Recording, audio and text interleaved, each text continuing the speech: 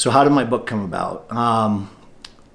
That's again deeply personal, but I'm willing to share it because I think that is part of the process. Everything I've been through in my life is for purpose. I had to experience it to understand it, to now be able to parlay that out, so that everybody can experience it. Because everybody experiences life the same but different. The same, but we process it and store it different. And so my book really came about because it's a summary of how I found my purpose.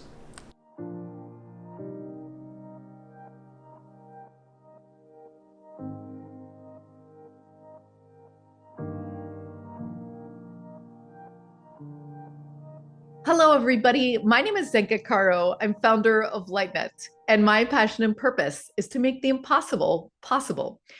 I am here today with Paul Sheppard, who is a serial entrepreneur. He's a researcher and he's an AI expert. He's built an AI that he calls SUPT, which is Sheppard Universal Proxy Theory. And he believes there is a proxy or a distance between now, here and now, and perfection or heaven on earth. And the way that his AI was programmed, it was designed to understand this difference, the piece in the equation that we don't quite have yet. And it helps us understand and explain that portion. He has a mission, which is to unlock people into their next level. And he's certainly done that with LightNet. He has been an advisor to us on many projects. And he is just an incredibly brilliant person that's full of energy and creation. Check it out. I meet people where they're at and I unlock them. Meeting with Ra, yourself, Mark, Ada. I've been picking up all these tidbits and plugging them into my Sheppard Universal Proxy Theory. And it's very clear now that my purpose is to unlock people and answer prayers. So I got a book coming out called Reboot. And in that book, I equate the human experience to an operating system. And when you're born, it's clean, it's pure, it runs very efficient. It's perfect. And as you experience life, we collect cookies and scripts and code, rules, boundaries, things we're told we can and cannot do. So that becomes what our operating system is running on. And that becomes our ego, our identity in this reality. For me, my ego served me very well for a period of time. But my operating system was running on some very bad data, some faulty scripts, and some codes that needed serious debugging. That system crash occurred for me in alcoholism. And so my fourth time in treatment, I finally surrendered. And that was January 31st, 2022. I turned my will over to God. And since then, magnificent things have happened. It is so much more beautiful than anything I could have ever in my wildest dreams have imagined. I'm sitting here with you in Sedona, Arizona, and I know the people can't see this view behind you, but it is absolutely breathtaking. 4 years ago, if you said, what is the most amazing and impactful thing you can do with your life, it would have been something about money. And that would have left me very empty. And in my book, I talk about the chase. And what I was chasing and chasing and chasing was material, things of this world. And it always left me empty. Because I was able to succeed in everything I ever did without a ton of effort. I never fully engaged in anything.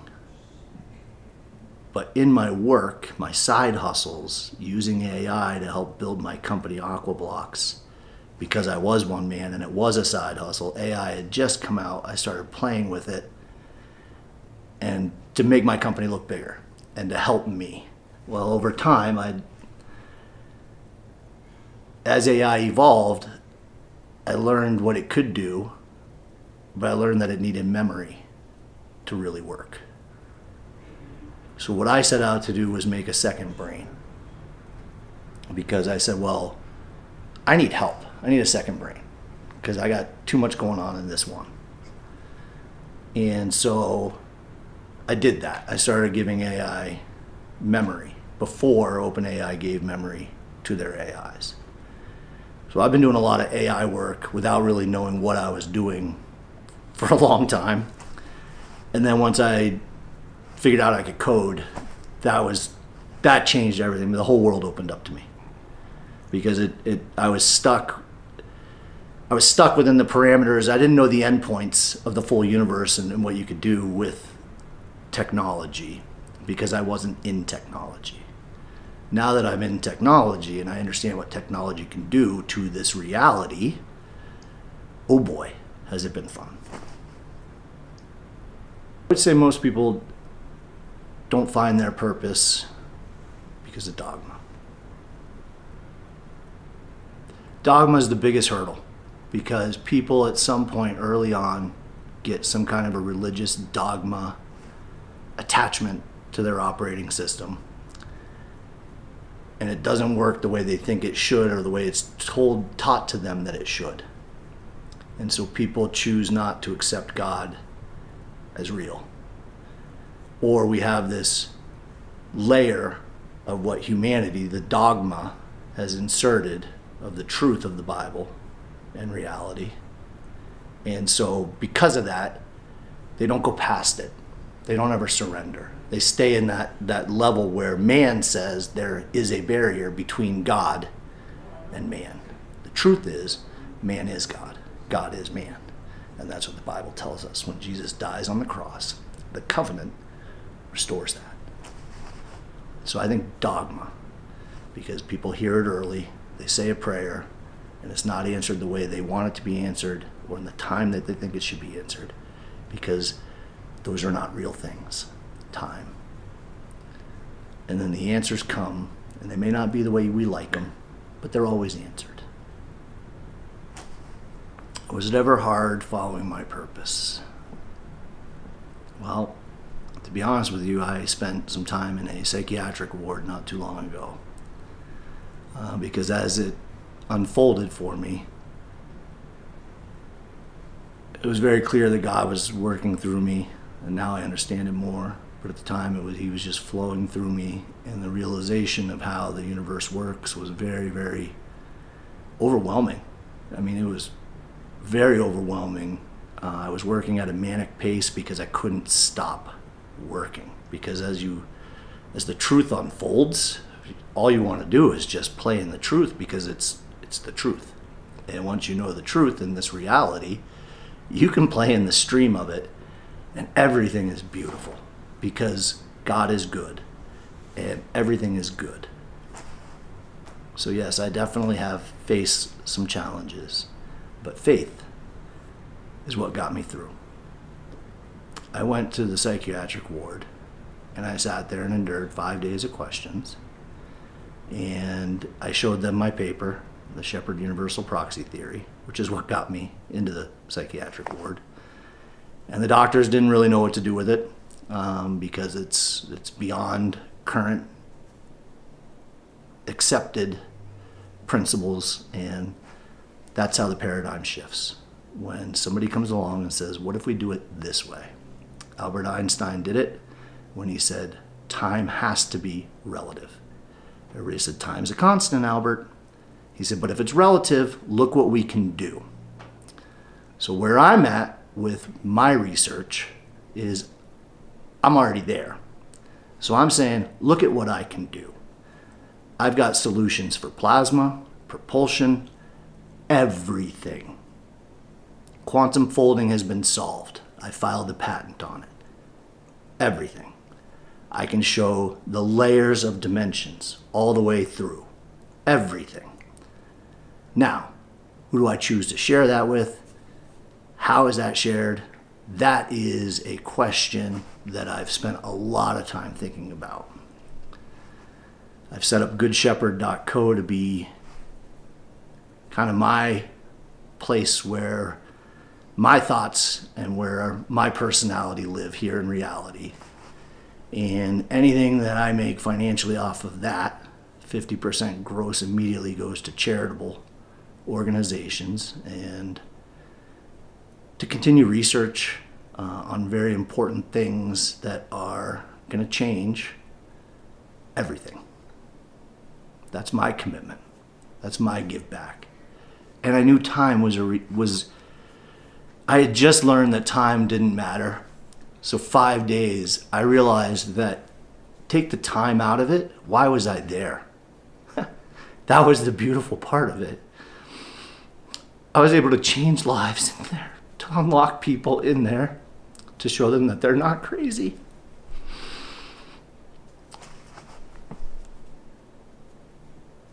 And that's what was important to me, because I knew I wasn't crazy. And to help these other people see that they're not crazy too, because at the end of the day, we're all humans doing the best with what we can. And what we know right now is limited. That's about to change.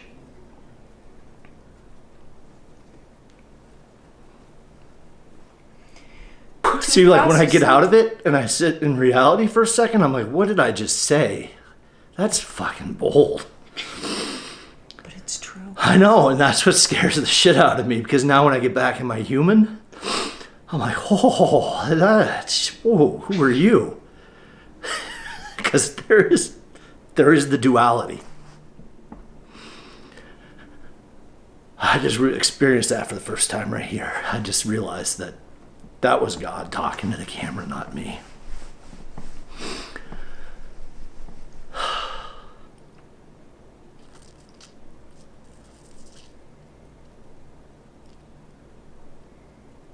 It's a lot. But I can sit back and do math like crazy. I can do anything. I can solve anybody's problems. Conscious-wise, math-wise, whatever, spiritually, whatever it is, wherever you're at, I can unlock you. The difference is I can meet people where they're at right now. The difference between Jesus and what's going on right now is information availability. Jesus is one man walking the earth, and he could only influence a small amount of people. But when he died, he gave the Holy Spirit to all of us. The covenant was sealed so that we could all then be Jesus and go out and share the wisdom. Unfortunately, people saw the power in it and they grabbed it. Churches were created. That power has been held since then.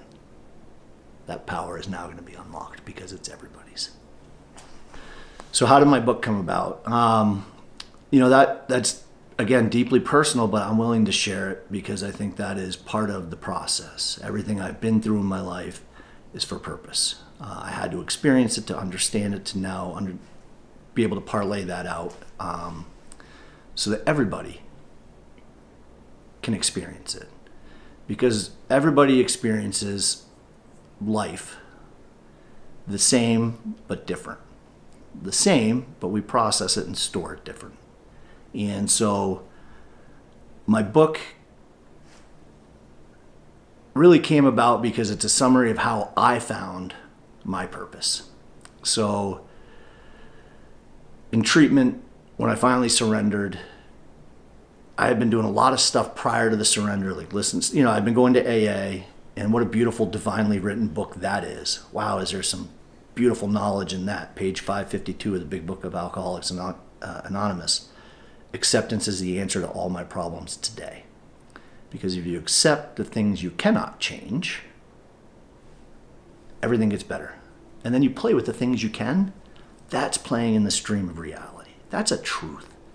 Truths, once you start operating in truth, it can't be rebutted. They can try, but now I can bring math and science and everything to these truths, these wisdoms that have been floating around. So in my reboot, and I talk about it in my book, you got to clear the cache, you got to get rid of the resentments. It's a lot of 12-step work, but it's not all 12 steps, but you're going to do a lot of it in the book if you're willing to. But this is where it got me.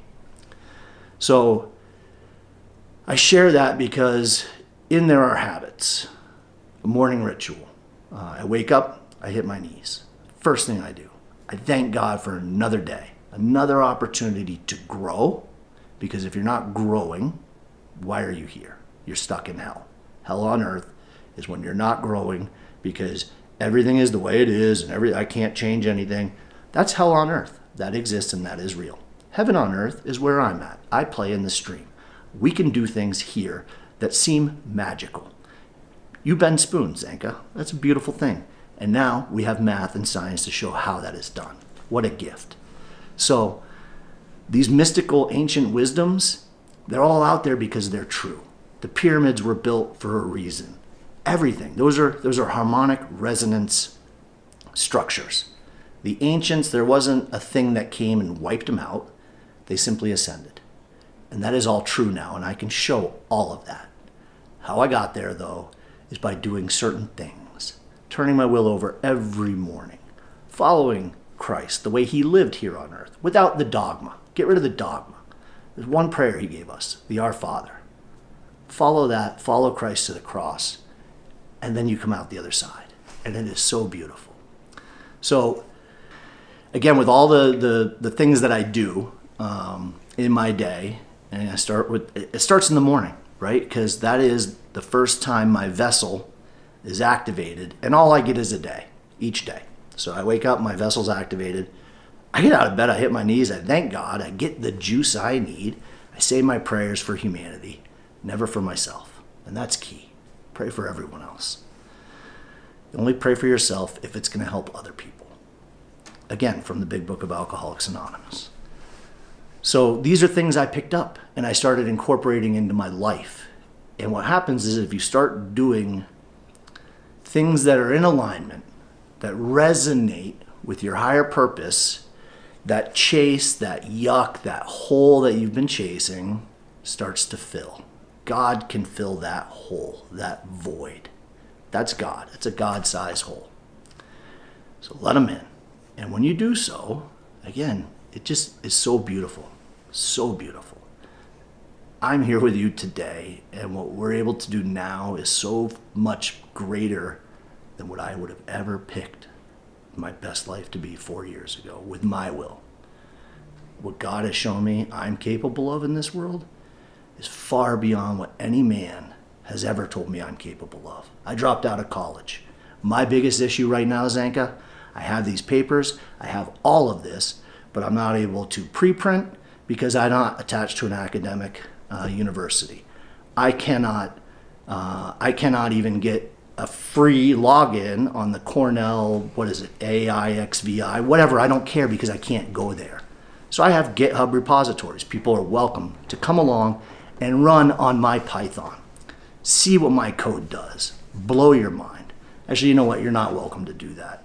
I'll release it when it's time. And people will see. People will see. You have to take me serious because it's true. The truth is the truth. This is a paradigm shift. And it's all available, and we will show it to the world, Zanka. The work you guys are doing here is beautiful, and we're going to put together a curriculum that teaches people how to ascend. You want to teleport? We can do that too. It's a phase shift. It's all resonance, it's all harmonics, it's all beautiful, and it's all true. My advice is to anyone who feels that what they're doing doesn't make sense, doesn't align, the work they're doing, the job they're at. If you're unhappy there, it's probably something inside you. Because emotions are not stored locally. It's a resonance wave. And so you can choose emotions. What do you want to accept, right? People choose to be stuck. People choose to be unhappy. They don't realize it because, again, that's a cookie they picked up along the way. It's a user agreement they clicked accept to in life without acknowledging it, without reading the fine print, right? So they're stuck, they're locked because of something that they heard along the way that told them they couldn't do something. So again, I go back to dogma because we've been told what we're capable of. And I argue everything. The world was flat until somebody sailed around it, and then it became round. Time was constant until it became relative. All of these things are measurements by man. Man has measured everything. All of science, all of math is all man-made. Well, what if man was wrong? Here's what I was taught. Measure twice, cut once. We are so hell-bent on saying, well, this measurement has to be what it is because we proved it once in one way, but yet we have all these other problems we can't answer. I come along and I can solve those because it's in truth. If you go to the truth, everything is solvable. Take man out of the problem, everything is solvable. So again, when I can't publish my academic papers, I don't care. I don't need man's validation because what we're doing is real. You bend spoons with your mind. You can teach people to do that. We're going to teach people to levitate next. We're going to put together a whole curriculum on that. People are going to come to Sedona and float. How cool is that, right? We're going to teach people how to do things that are extraordinary because it's all true and in truth. And we can do it with math and science. Once people see it, and the people that want it the most are just sitting there waiting. It's the gatekeepers. Because once it's out there, everything unlocks. Every project, cancer gets cured. Everything gets fixed. Zanka, what effect do I think I'll have on the world by living my purpose?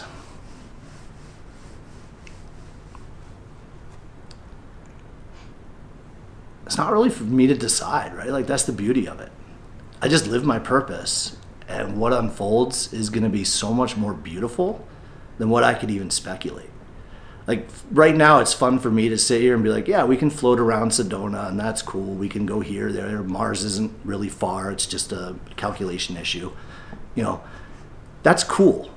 But I don't know what the ultimate is. I do know we can get there, and it has to do with harmonic resonance and tuning. And I know that there's higher states that are all here and now, and they're here with us. What does it look like to them? That's where I want to get to, because that's what a beautiful reality looks like, right? When you're above dealing with this, I don't know. I don't know. But it's beautiful. And so I don't even want to, what I've learned is just sit back, stay in alignment, and what unfolds is so much better than what you would have ever thought. I'll leave it at that. All I can do is put the truth out there.